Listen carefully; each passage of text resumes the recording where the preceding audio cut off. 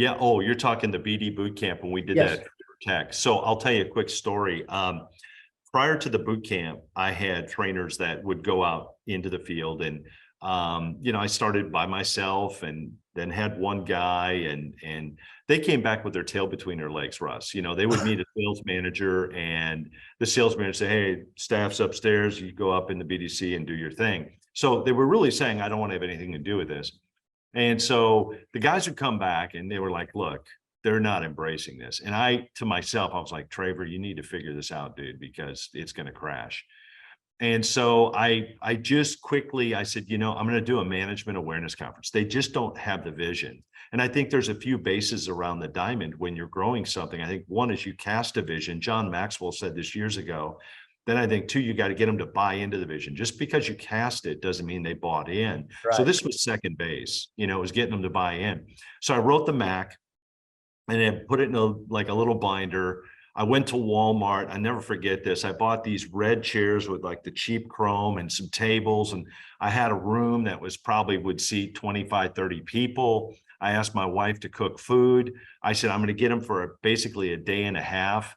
And I reached out to our stores, the general managers, and Vic Vaughn, Vic? Yes. Yeah. Yeah. Okay. So Vic Vaughn was one of the guys in the room. You can ask Vic about this. And there's Vic, right in the front seat, and it's basically saying this better be good because, Vic, I mean, if you don't get his attention quick, it's over, right? Chris Garrett, who ran some of the John Elway stores, I had his guys flying and I literally paid for these guys to come. Wow. I was begging to help them, basically in the beginning. And so this is how I opened. I said, listen, there's a dozen things we can talk about today, but if you don't know what your appointment ratio is, then you don't need a BDC. And I said, it's very simple. What we're talking about is predictable showroom traffic. And I said, you have a 1-to-1, a 2-to-1, a 3-to-1. Let me explain. 1-to-1 for each salesperson on the showroom floor, you have one confirmed appointment. You know that better than 50% will show and better than a third will close. So if you have 10 people, you got 10, you got 5, you got 3 car deals. How many are tracking me? Everybody raise their hand.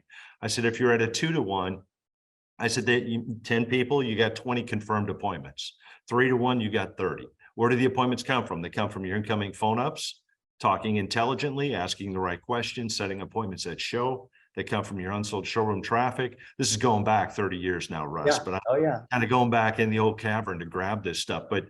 But to me, I could see their body language. It's like, okay, I get it. So that was sort of I understood. They didn't want to hear, I call it water skiing versus scuba diving. I still do this today. I had a conversation with one of our VPs yesterday. I said, she said to me, what can I work on? And I said, honestly, learning the difference between water skiing and scuba diving. I said, sometimes your temptation is to go really deep and talk about how much you know about the subject instead of just leading the group on top of the water. You can go deep later, but the idea is show them, connect the dots. A lot of people can't see that. And that's what somebody in your position as a vice president, really what you're doing is you're showing them how this works. You're not actually teaching them every step. That's what I was trying to do in the first 5 minutes.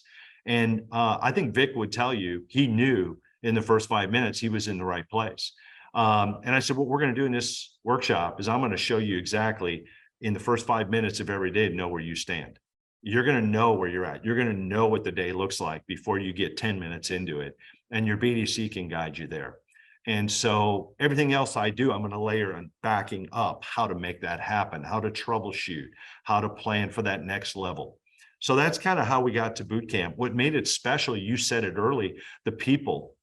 In the beginning, it was me teaching this, but I knew quickly I had to duplicate myself, and there was a certain way to do this event. And you had to have, it wasn't scripted, there's certain phases of the messaging, communication, as you know, you and I agree on this one too, it's a contact sport.